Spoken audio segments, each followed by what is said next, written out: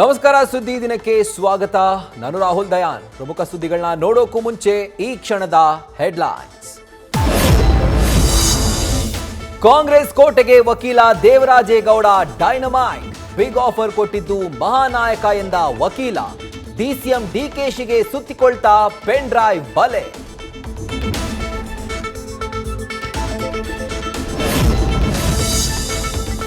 Devaraje Gowda audio bomb ಬೆನ್ನಲ್ಲೇ ಸಿಡಿದೆದ್ದ JDS.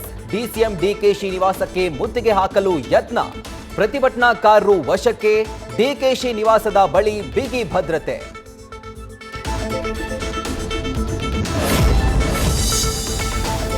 ನನಗೂ pen drive ಬಿಡುಗಡೆಗೂ ಯಾವುದೇ ಸಂಬಂಧ ಇಲ್ಲ. ದೇವರಾಜೇಗೌಡ ಆರೋಪ ನಿರಾಕರಿಸಿದ ಡಿಸಿಎಂ.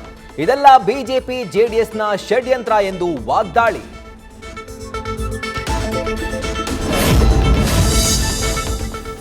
ಎಸ್ಐಟಿ ಮುಂದೆ ಹಾಜರಾದ 15ಕ್ಕೂ ಹೆಚ್ಚು ಸಂತ್ರಸ್ತೆಯರು. ಪ್ರಜ್ವಲ್ ವಿರುದ್ಧ ಕಾನೂನು ಕುಣಿಕೆ ಮತ್ತಷ್ಟು ಬಿಗಿ.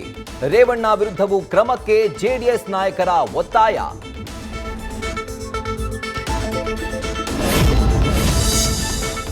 ನಾಳೆ ರಾಜ್ಯದಲ್ಲಿ 2ನೇ ಹಂತದ ಲೋಕ ಮತ ಹಬ್ಬ. ಬೆಳಗ್ಗೆ 7 ಗಂಟೆಯಿಂದಲೇ ಮತದಾನ ಪ್ರಕ್ರಿಯೆ. ಅಹಿತಕರ ಘಟನೆ ನಡೆಯದಂತೆ ಪೊಲೀಸರ ಕಟ್ಟೆಚ್ಚರ.